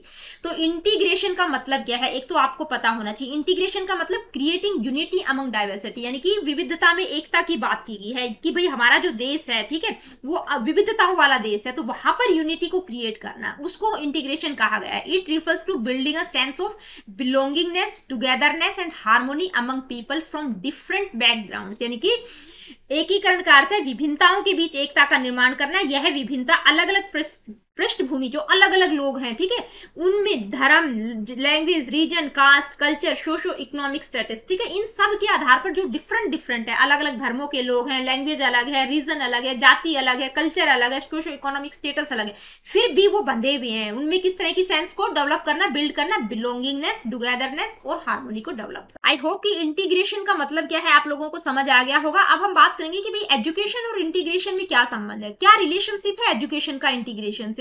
तो एजुकेशन एक मोस्ट पावरफुल साधन है जिसके द्वारा emotional, social, cultural, national integration को अचीव किया जा सकता है, ठीक है। एजुकेशन के द्वारा ही आप अचीव कर सकते हैं, ठीक है। एजुकेशन के द्वारा ही बच्चे एक दूसरे के संपर्क में आते, एक दूसरे से जुड़ते हैं, ठीक है। किसी भी कल्चर के हैं, किसी भी बैकग्राउंड के हैं, किसी भी तरह का उनका सोशो इकोनॉमिक स्टेटस है, जाति अलग है, धर्म अलग है, तो जब वो एक साथ एक जगह पढ़ते हैं तो वहां से उनमें इस तरह की फीलिंग्स डेवलप होती हैं, emotional, social, cultural, national integration की भावना डेवलप होती है। किसके थ्रू? एजुकेशन के थ्रू, ठीक है। एजुकेशन ही अंडरस्टैंडिंग, टॉलरेंस, म्यूचुअल रिस्पेक्ट और शेयर्ड वैल्यूज को प्रमोट करती है। किसके through? Curriculum, activities, behaviour, school foster unity in diversity, यानी कि स्कूल में जो भी करिकुलम होता है, जो भी एक्टिविटीज होता है, बच्चे आपस में एक दूसरे के साथ जो भी बिहेवियर करते हैं, ठीक है, तो वहां से यूनिटी इन डाइवर्सिटी की भावना बच्चों में डेवलप होती है, यानी कि अलग अलग होते हुए भी हम सब एक हैं, ठीक है। यही एजुकेशन का मेन रोल है, ठीक है। इसी तरह से एजुकेशन और इंटीग्रेशन एक दूसरे से बंधे हुए हैं। इसके बाद बात करेंगे types of integration promoted by education. भाई अलग अलग तरह का एकीकरण है जो कि एजुकेशन के द्वारा प्रमोट किया जाता है, जैसे emotional integration, social integration, cultural integration, national integration. Emotional integration की अगर हम बात करें, भावनात्मक एकीकरण, यानी कि क्या करता है, इमोशंस की बात की गई, building love and loyalty towards the nation, भाई देश के प्रति, ठीक है, लव और लॉयल्टी की भावना को बिल्ड करना। सोशल मतलब सामाजिक एकीकरण की बात हो रही है कि respect for all cast, religion and communities. Cultural integration मतलब दूसरों का जो भी कल्चर और ट्रेडिशन है उनको समझना, ठीक है, उनकी समझ को विकसित करना, प्रमोट करना। National integration developing a sense of unity and patriotism, यानी कि देशभक्ति और यूनिटी की भावना को डेवलप करना। तो ये अलग अलग टाइप के इंटीग्रेशन है जो एजुकेशन के द्वारा ही प्रमोट होते हैं, ठीक है, चाहे वो इमोशनल इंटीग्रेशन हो, सोशल हो, कल्चरल हो, नेशनल हो। अब आ जाते हैं मेन टॉपिक पर जो कि आपके सिलेबस में दिया गया है, भाई टीचर्स का क्या रोल है इंटीग्रेशन को प्रमोट करने में। तो टीचर का क्या रोल है, हिंदी और इंग्लिश दोनों में डिस्क्रिप्शन मैंने डाल दिया, ठीक है। पहला क्या है, promoter of unity in diversity. Unity in diversity यानी कि विविधता में एकता की भावना को प्रोत्साहित कौन करता है, टीचर। बच्चों में इस तरह की फीलिंग्स को डेवलप करता है, ठीक है। Role model of secularism and equality यानी कि सभी छात्रों के साथ समान व्यवहार करना, ट्रीट ऑल स्टूडेंट्स इक्वली, ठीक है, एक रोल मॉडल के रूप में टीचर हो सकता है, सेक्युलरिज्म और इक्वलिटी के रोल मॉडल के रूप में। Emotional bonding and moral education यानी कि भावनात्मक जुड़ाव और नैतिक शिक्षा कौन प्रोवाइड करता है, टीचर प्रोवाइड करता है। डेमोक्रेटिक और ह्यूमनिस्टिक वैल्यूज को प्रमोट करता है, कॉन्फ्लिक्ट और को रिजोल्व करता है, पीस को बिल्ड करता है, ठीक है। बच्चों में कोई किसी प्रकार का कॉन्फ्लिक्ट हो जाता है तो इसको कौन रिजोल्व करता है, टीचर ही करता है कि भाई आप मतलब दोनों बच्चों के बीच में समझौता करवाना, दो ग्रुप के बीच में समझौता करवाना और पीस को बिल्ड करता है, ठीक है, कि आपको प्यार से शांति से रहना है। गाइडेंस एंड काउंसलिंग के लिए प्रमोट करता है। इंक्लूसिव प्रैक्टिसेस यानी कि भेदभाव रहित, किसी प्रकार का कोई भी मतलब किसी भी प्रकार का कोई डिफरेंसेस नहीं होना चाहिए, ठीक है। इंक्लूसिव की बात की गई है, ठीक है, समावेशन की बात की गई, भेदभाव रहित समावेशी वातावरण को सुनिश्चित करता है। तो ये टीचर का रोल है। यूनिटी इन डाइवर्सिटी को प्रमोट करता है, सेक्युलरिज्म और इक्वलिटी के लिए रोल मॉडल है, ठीक है। इमोशनल बॉन्डिंग और मोरल एजुकेशन, ठीक है। डेमोक्रेटिक और ह्यूमनिस्टिक वैल्यूज, कॉन्फ्लिक्ट को रिजोल्व करता है, पीस को बिल्ड करता है, गाइड और बच्चों को गाइड करता है, साथ साथ उनकी काउंसलिंग भी करता है। इंक्लूसिव प्रैक्टिसेस को भी बताता है बच्चों को कि किस तरह से एक साथ रहकर बिना किसी भेदभाव के मतलब एक इस तरह के वातावरण को क्रिएट करता है। इसके बाद दूसरा टॉपिक था role of educational institutions in promoting integration. भाई जो पहले तो टीचर का क्या रोल रहेगा, दूसरा क्या है एजुकेशनल इंस्टीट्यूशंस का क्या रोल रहेगा इंटीग्रेशन को प्रमोट करने में। तो एजुकेशनल इंस्टीट्यूशन का क्या क्या रोल रहेगा, क्या रोल रहेगा, करिकुलम डिजाइन, ठीक है। भाई इंस्टीट्यूशन में जो भी करिकुलम डिजाइन किया जाता है उसमें सब्जेक्ट इस तरह के होने चाहिए जैसे civic, history, moral education, cultural studies that foster, जो कि यूनिटी को फोस्टर करे, ठीक है। दूसरा है celebration of national days and festivals. हम कोई भी स्कूल है, कॉलेज है, हर जगह इस तरह के जो डेज है, नेशनल डेज है, फेस्टिवल्स है, सेलिब्रेट किए जाते हैं जैसे republic day, independence day, Gandhi Jayanti, ठीक है। रीजनल फेस्टिवल्स जो कि हार्मोनी को प्रमोट करते हैं। को करिकुलर एक्टिविटीज जो कि इंस्टीट्यूशंस में करवाई जाती हैं, debate, song, play, folk dance, जो कि कल्चरल एक्सचेंज और यूनिटी को प्रमोट करते हैं। लैंग्वेज एंड लिटरेचर, ठीक है, teaching language and literature from different parts of India to build respect for diversity यानी कि अलग अलग मतलब बहुत सारी लैंग्वेजेस होती है हमारे देश में, अलग अलग विविधताओं वाला देश है। हर जगह आपको देखने को मिलेगा, नॉर्थ ईस्ट में जाएंगे तो उनकी लैंग्वेज अलग है, साउथ की लैंग्वेज अलग है, ठीक है। कश्मीर की तरफ जाएंगे तो उनकी लैंग्वेज अलग है, बिहार, यूपी, इन सब की अलग अलग लैंग्वेज है, ठीक है। तो ये भी क्या करते हैं, विभिन्न भाषा और साहित्यों के माध्यम से विविधताओं का सम्मान बढ़ाना। नेक्स्ट है morning assemblies and values talk. Her school में हर जगह आपने देखा होगा मॉर्निंग असेंबली होती है ताकि वैल्यूज से रिलेटेड वहां पर डिस्कशंस किए जाते हैं। Promoting values like honesty, tolerance, unity through daily practices, ठीक है। ये हर इंस्टीट्यूशन में होता है आजकल। Inclusive education, providing education without discrimination. Inclusion की बात की गई, किसी प्रकार का जेंडर, कास्ट, रिलीजन, डिसेबिलिटी के आधार पर कोई भेदभाव नहीं होना चाहिए, ठीक है। नेक्स्ट है peace clubs and integration camps, ठीक है, यानी कि organising inter school exchange, peace building camp, cultural exhibition, शांति क्लब और सांस्कृतिक आदान प्रदान के माध्यम से समरसता को बढ़ावा देना। ये किसका रोल रहेगा, एजुकेशनल इंस्टीट्यूशंस का, ठीक है। ये सारे पॉइंट मेन आप ध्यान में रखेंगे कि भाई एजुकेशनल इंस्टीट्यूशंस का क्या रोल है इंटीग्रेशन को प्रमोट करने में। तो करिकुलम डिजाइन, नेशनल डेज और फेस्टिवल्स को सेलिब्रेट करना, cocurricular activities, language and literature, morning assemblies, value talk, inclusive and peace clubs and integration camps, ठीक है।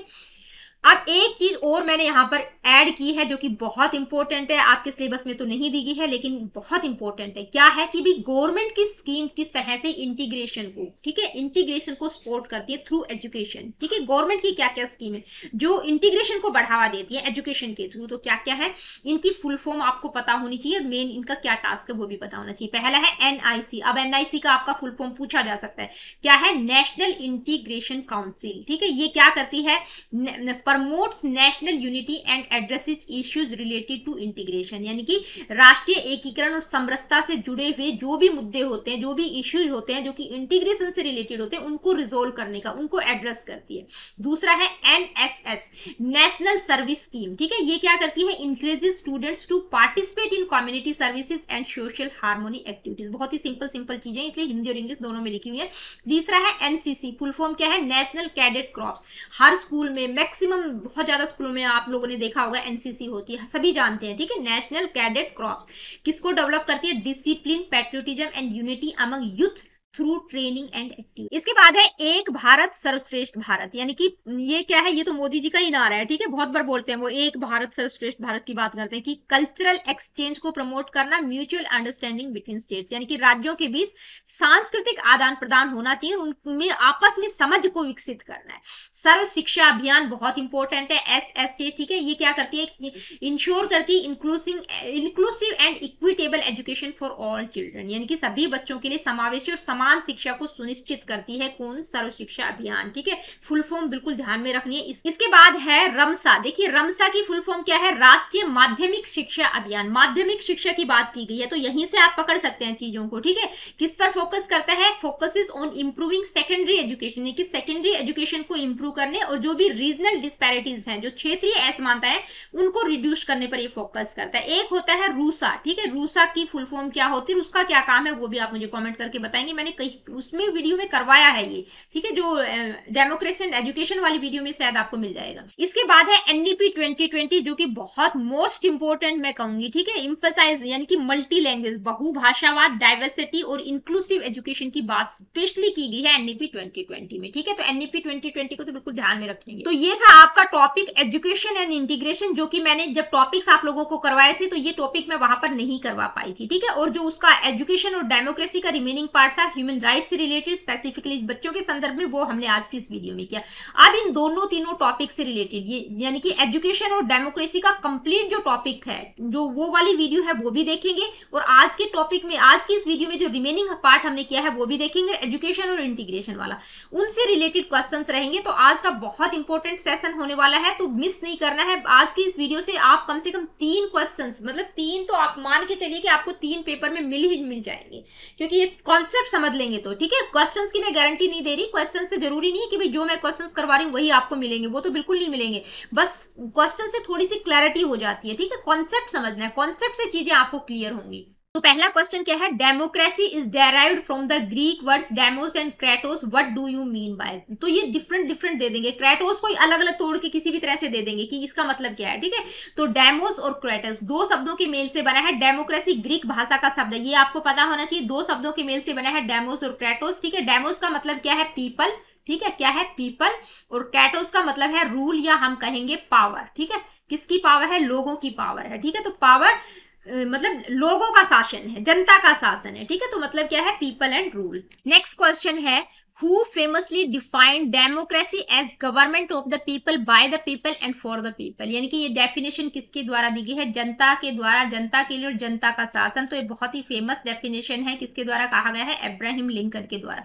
नेक्स्ट क्वेश्चन है, विच of the following is not a feature of political democracy. तो democracy की 3 main form है, political, social और economic democracy, ठीक है।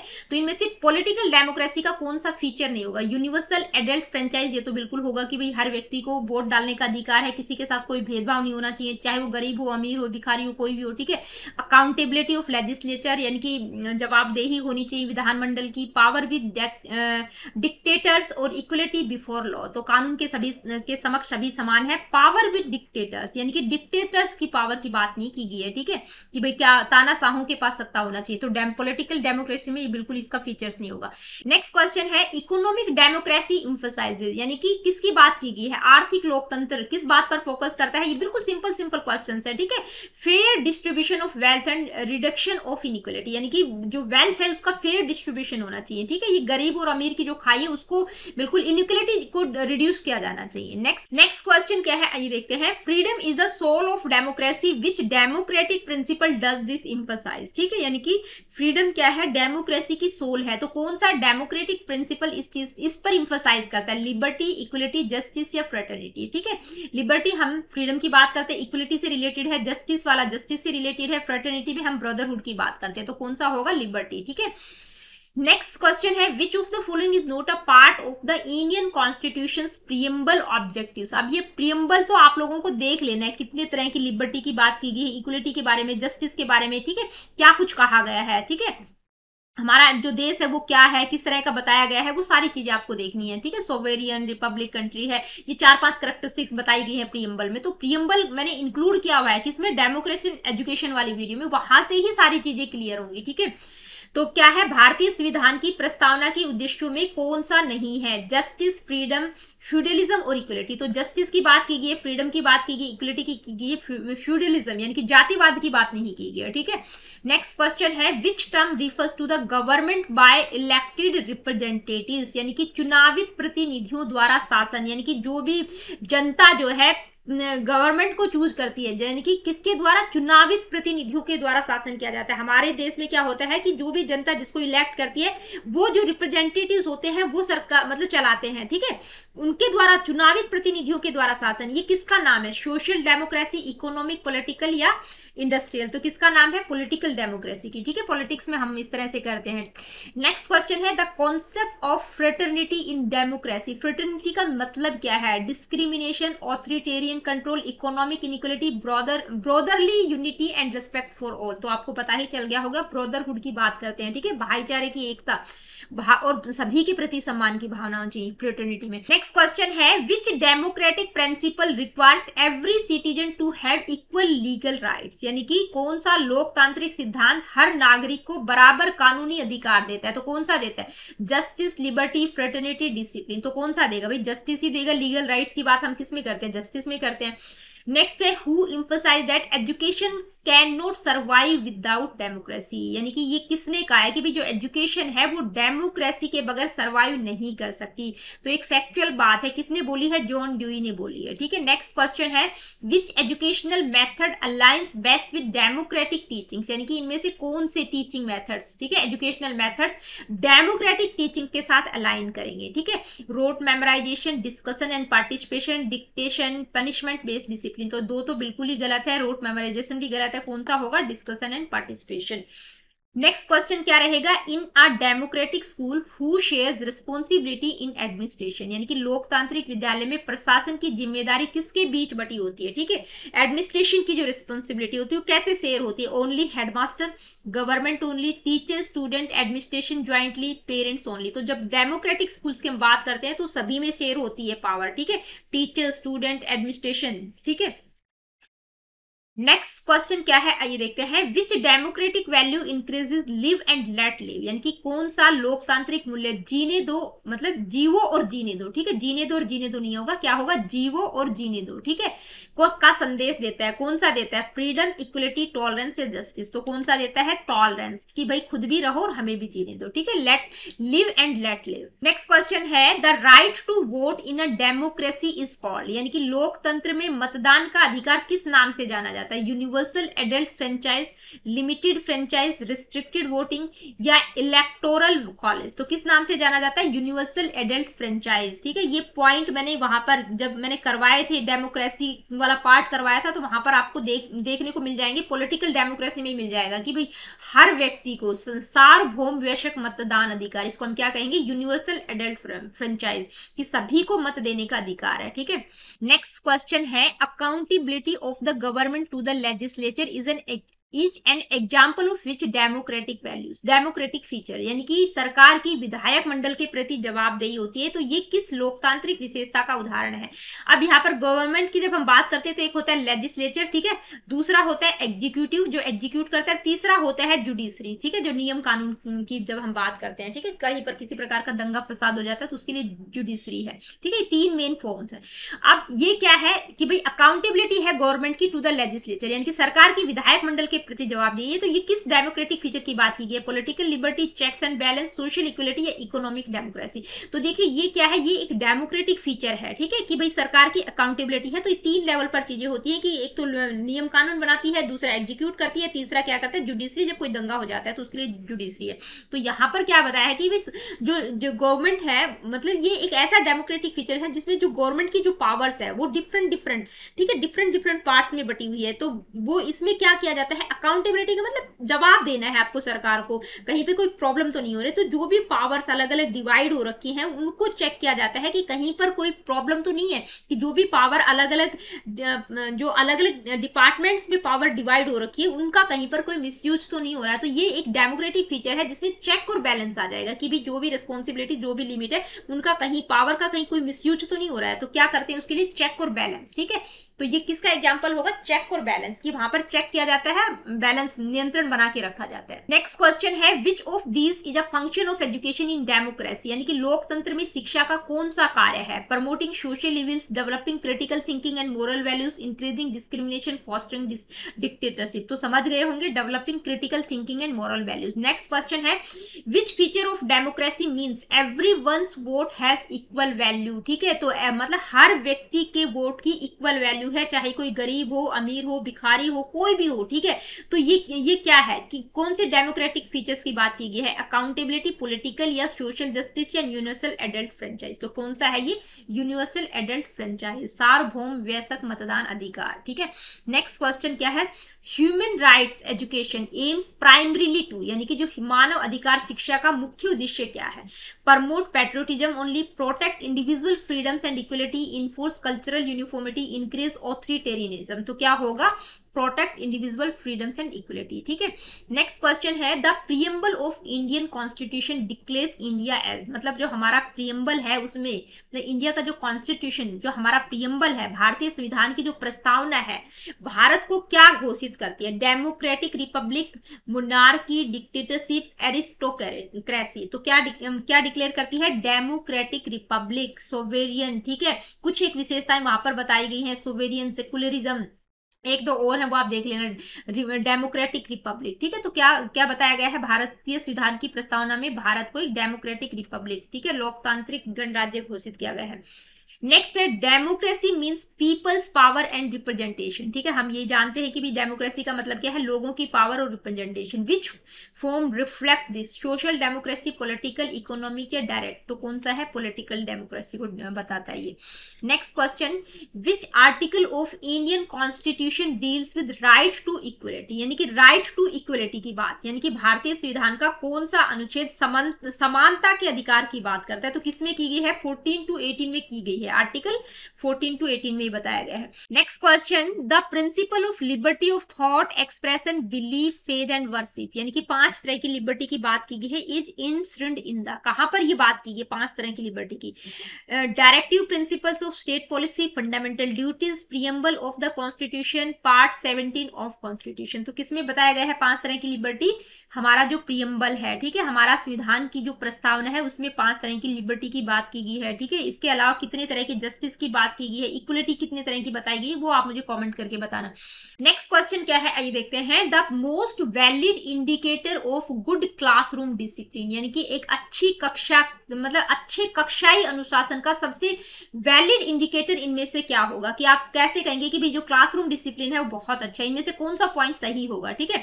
The absence of noise and disorder, the degree to which people master course content and skills, यानी कि विद्यार्थियों द्वारा पाठ्य वस्तु और कौशलों में प्रवीणता हासिल कर लेना। People conformity to rules and directives, यानी कि नियम और निर्देशों के प्रति विद्यार्थियों की अनुरूपता, भाई उनको फॉलो कर रहे हैं। The extent to which peoples accept responsibility for self direction, यानी कि विद्यार्थियों द्वारा स्व निर्देशन की जिम्मेदारी स्वीकार करने की सीमा। तो कौन सा सबसे बेस्ट इंडिकेटर होगा, the extent to which peoples accept, यानी कि जहां पर बच्चे खुद अपने मतलब सेल्फ डायरेक्टेड है, अपनी रिस्पॉन्सिबिलिटी खुद समझ रहे हैं, ठीक है। नेक्स्ट क्वेश्चन क्या है, आइए देखते हैं, in the context of progressive education यानी कि प्रगतिशील शिक्षा के संदर्भ में जब हम बात करते हैं तो जो इक्वल एजुकेशनल अपॉर्चुनिटीज जो टर्म है इसका मतलब क्या है कि दैट ऑल स्टूडेंट्स शुड यानी कि जो सभी विद्यार्थी हैं वो क्या होने चाहिए, आगे आपको कंप्लीट करना है इसको, be allowed to prove their capability after receiving an equal education, receive equal representation in jobs, receive equal education irrespective of their caste, creed, color, region and religion, be selected on the basis of entrance test। तो आपको पता ही चल गया होगा कि सभी को equal educational opportunities, किसी के साथ caste, creed, colour, region, religion के आधार पर कोई भी भेदभाव नहीं होना चाहिए। ठीक है, नेक्स्ट क्वेश्चन क्या है आइए देखते हैं। Which of the following pairs of discipline approach of education is correct, यानी कि निम्नलिखित में से यानी कि डिसिप्लिन का एजुकेशन के अप्रोचेस के साथ पेयर किया गया तो कौन सा बिल्कुल करेक्ट है। ठीक है, निम्नलिखित में से अनुशासन शिक्षा की पद्धति के कौन से युग्म बिल्कुल सही है। इम्पोज्ड लर्नर सेंटर्ड अप्रोच यानी कि थोपा हुआ तो लर्नर सेंटर्ड हो नहीं सकता, तो ये तो यहीं से गलत हो गया। सेल्फ कंट्रोल्ड लर्निंग सेंटर, तो self controlled learning centre approach यानी कि सेल्फ कंट्रोल की हम बात करते हैं लर्निंग सेंटर अप्रोच में, ये वाला ऑप्शन तो बिल्कुल सही है। ठीक है, पार्टिसिपेटरी टीचर सेंटर्ड अप्रोच, तो सहभागिता में हम सिर्फ टीचर सेंटर्ड अप्रोच की बात नहीं करते, तो ये वाला भी गलत हो गया। तो इनमें से कौन सा ऑप्शन करेक्ट होगा, सिर्फ आपका दूसरा वाला। ठीक है, नेक्स्ट क्वेश्चन है under UNCRC the right to protection from violence is mentioned in. देखिए यूएनसीआरसी की फुल फॉर्म क्या होगी, जो कि 1989 में हमने बात की थी। ये टॉपिक तो आज की वीडियो में ही मैंने करवाया। ठीक है, तो इसका मतलब इसमें राइट टू प्रोटेक्शन, वायलेंस से प्रोटेक्शन की बात किस आर्टिकल में की गई, तो यूएनसीआरसी में 54 आर्टिकल्स की बात की गई। तो उसमें मैंने आपको कुछ इंपोर्टेंट आर्टिकल्स बताए थे, तो वायलेंस से प्रोटेक्शन का कौन सा था, आर्टिकल 19, 2, 28, 31। ठीक है, तो 28 तो आई थिंक एजुकेशन से रिलेटेड है, एजुकेशन या हेल्थ सर्विस, दो तो मैंने बहुत इंपॉर्टेंट बताए थे, एजुकेशन से रिलेटेड है। ठीक है, तो इसमें कौन सा होगा जिसमें वायलेंस से प्रोटेक्शन की बात की गई है, आर्टिकल 19। तो वो 5-7 जो आर्टिकल्स मैंने बताए थे वो तो आप बिल्कुल कर लीजिएगा। ठीक है, 54 के 54 करना बहुत मुश्किल है, लेकिन जो इंपॉर्टेंट थे वो मैंने इंक्लूड कर दिए थे। नेक्स्ट क्वेश्चन है द एनएचआरसी ऑफ इंडिया। ठीक है, एनएचआरसी की फुल फॉर्म आप मुझे कमेंट करके बताएंगे कब एस्टेब्लिश किया गया था, 1990, 91, 93, 95। तो कब किया गया था, 1993। और अक्टूबर में कौन सी डेट थी वो भी आप मुझे बताएंगे। और इसके अलावा एक कमेंट और करके बताना है मुझे कि एनएचआरसी के चेयरपर्सन कौन है। ठीक है, वो भी आप मुझे कमेंट करके बताएंगे। आगे बढ़ जाते हैं। देखिए, अब हमने डिसिप्लिन की बात की, तो डिसिप्लिन से रिलेटेड 1-2 क्वेश्चन और आएंगे कि जैसे 3 मेन अप्रोचेज हैं, ऑथोरिटेरियन डिसिप्लिन, परमिसिव डिसिप्लिन और डेमोक्रेटिक डिसिप्लिन। ठीक है, ऑथोरिटेरियन डिसिप्लिन अधिकार की बात हम करें, टीचर सेंटर्ड अप्रोच रहेगा। ठीक है, एजुकेशन का कौन सा अप्रोच से रिलेटेड रहेगा, टीचर सेंटर्ड। इसकी कैरेक्टरिस्टिक्स क्या रहेंगी, स्ट्रिक्ट रूल इम्पोज्ड, ऑबिडियंस डिमांडेड। ठीक है, discipline maintained through fear and punishment, डर के द्वारा, मतलब इम्पोज की हम बात करें, स्ट्रिक्ट रूल्स रहेंगे जो कि थोपे जाते हैं, वो वाली चीज, अधिकारवाद की बात हो रही है। ठीक है, परमिसिव मतलब उदारवादी अनुशासन, चाइल्ड सेंटर्ड अप्रोच रहेगा, यानी कि यहाँ पर बहुत कम रूल रहेंगे या मैक्सिमम फ्रीडम रहेगी बच्चों की, बिल्कुल लिटिल गाइडेंस रहेगा टीचर का। लेक ऑफ डिसिप्लिन, यहाँ पर केयरलेसनेस भी हो सकता है कि भाई डिसिप्लिन की कमी है यहाँ पर। ठीक है, परमिसिव डिसिप्लिन में चाइल्ड सेंटर्ड अप्रोच है। डेमोक्रेटिक डिसिप्लिन है वो क्या है, बैलेंस्ड अप्रोच है, यानी कि rules exist with reasons, increase cooperation and respect, discipline through mutual understanding. ये किसकी कैरेक्टरिस्टिक्स रहेंगी, डेमोक्रेटिक डिसिप्लिन की रहेंगी। इसको हम कौन सा अप्रोच है, बैलेंस्ड अप्रोच है। ठीक है, तो ऑथोरिटेरियन टीचर सेंटर्ड हो गया, परमिसिव चाइल्ड सेंटर्ड हो गया, और डेमोक्रेटिक डिसिप्लिन बैलेंस्ड अप्रोच हो गया। ठीक है, इनके एग्जांपल्स भी ये सारों के मैंने यहाँ पर इंक्लूड कर रखे हैं, एक बार पढ़ लेना आप। ठीक है, नेक्स्ट क्वेश्चन क्या रहेगा आइए देखते हैं। अब ये डिसिप्लिन से ही रिलेटेड है, इसीलिए मैंने आप लोगों को ये पहले बताया है। The most important responsibility of the teacher with respect to discipline in the classroom is that of, यानी कि कक्षा में अनुशासन के संबंध में शिक्षक की सबसे महत्वपूर्ण जिम्मेदारी है maintaining order in the classroom, यानी कि कक्षा में व्यवस्था बनाए रखना, maintaining conditions conducive to effective academic learning, यानी कि प्रभावी शैक्षिक अधिगम के लिए अनुकूल परिस्थितियां बनाए रखना, टीचिंग रिस्पेक्ट फॉर ऑथोरिटी, यानी कि प्राधिकार के प्रति सम्मान सिखाना, अथॉरिटी के प्रति किस तरह से रिस्पेक्ट करना है वो बताना, टीचिंग पीपल सेल्फ डिसिप्लिन, विद्यार्थियों को आत्म अनुशासन सिखाना। तो सबसे मतलब बेस्ट क्या रहेगा, maintaining conditions conducive to effective academic learning, यानी कि बच्चों को प्रभावी शैक्षिक अधिगम के लिए अनुकूल परिस्थितियां बनाए रखना। ठीक है, नेक्स्ट क्वेश्चन क्या है आइए देखते हैं। Which of the following type of discipline is developed as a revolt against the authoritarian discipline which many adults had been subjected to during their childhood, यानी कि निम्नलिखित में से कौन सा अनुशासन का प्रकार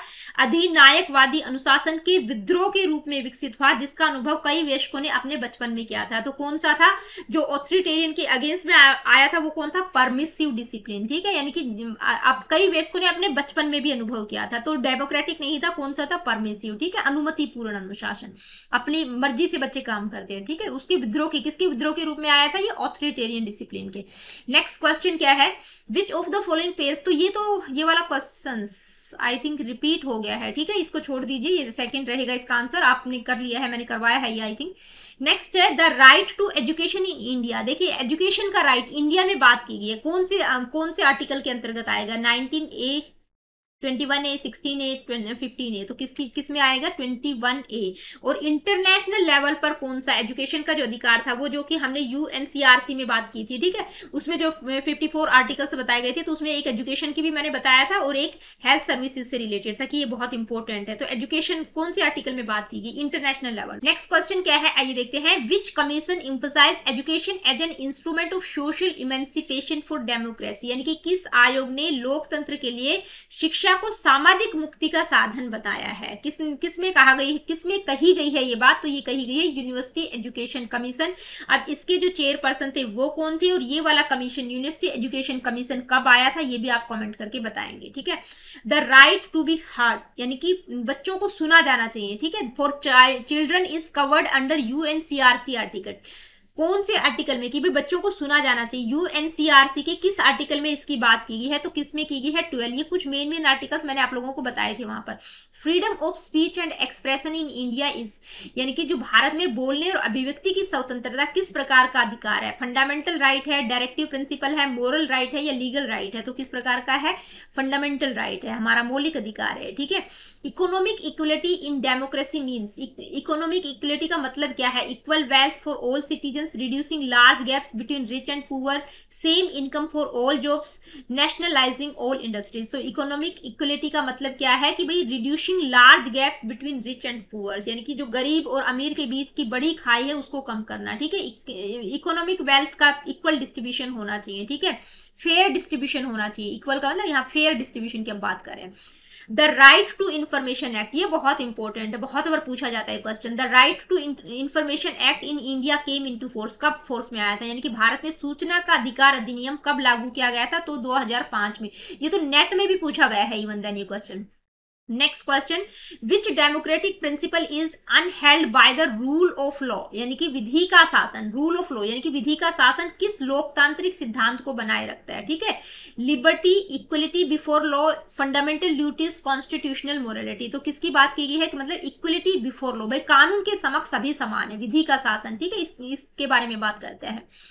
नेक्स्ट क्वेश्चन है, the preamble ensures unity and integrity of nation through which ideals, यानी कि भारत प्रस्तावना जो हमारा प्रियम्बल है उसमें कहा गया है कि राष्ट्र की एकता और अखंडता किस आदर्श के माध्यम से सुनिश्चित करती है? ठीक है, इसकी बात कौन करता है? जस्टिस, लिबर्टी, फ्रेटर्निटी या इक्वलिटी? ठीक है, इक्वलिटी मतलब समानता की बात की गई, फ्रेटर्निटी में बात की गई है, ठीक है, ब्रदरहुड की बात की गई है, ठीक है।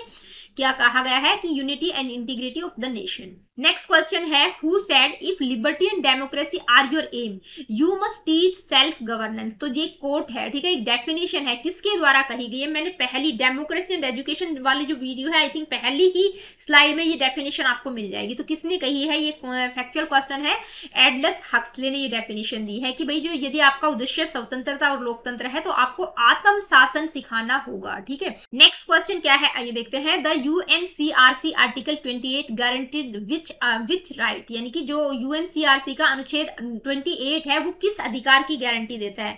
Right to health, right to education, right to identity, right to play. तो किसकी बात की गई है? राइट टू एजुकेशन की बात की गई है। ये मैंने पहले भी पूछा है आपसे, तो यहाँ पे पता ही चल गया होगा, ठीक है। Right to education international level पर 28 आर्टिकल है और हमारे इंडिया में 21A आर्टिकल है, ठीक है। तो दोस्तों आज की वीडियो में इतना ही, मिलती हूँ आप लोगों से अपनी अगली वीडियो में। अगली वीडियो में हम साइकोलॉजी वाला पार्ट स्टार्ट करेंगे। आज तक, यहाँ तक आपका जो फिलॉसफी और सोशियोलॉजी वाला पार्ट है जहां से आपके 22 से 28 क्वेश्चंस पूछे जाने हैं, वो मैंने बिल्कुल कंप्लीट करवा दिया है। सारी की सारी कॉन्सेप्चुअल वीडियोस भी इंक्लूड कर दी है और ये जो एमसीक्यूज है वो भी इंक्लूड कर दिए हैं। ठीक है, तो मिलती हूँ आप लोगों से अपनी अगली वीडियो में। देखिए वीडियो सेशंस आप लोगों को अच्छे लगते हैं तो लाइक शेयर, चैनल को सब्सक्राइब आप कर सकते हैं। किसी प्रकार का क्वेश्चन क्वेरीज फीडबैक आपका है तो कमेंट करके जरूर बताया करो। कमेंट आप बिल्कुल नहीं करते हो। अभी थोड़े थोड़े कमेंट्स जो बच्चे रेगुलर हैं उनके आने लगे हैं, पर मैं चाहती हूँ कि अगर 400-500 बच्चे एक वीडियो को देख रहे हैं तो कम से कम 100 कमेंट तो जरूर आने चाहिए। ठीक है, और वीडियो को हाइप करना बिल्कुल मत भूला करो, क्योंकि मेरा जो चैनल है वो बिल्कुल भी सर्च इंजन में नहीं आ रहा है। तो आप लोगों से रिक्वेस्ट है कि प्लीज वीडियो को ज्यादा से ज्यादा हाइप किया करो।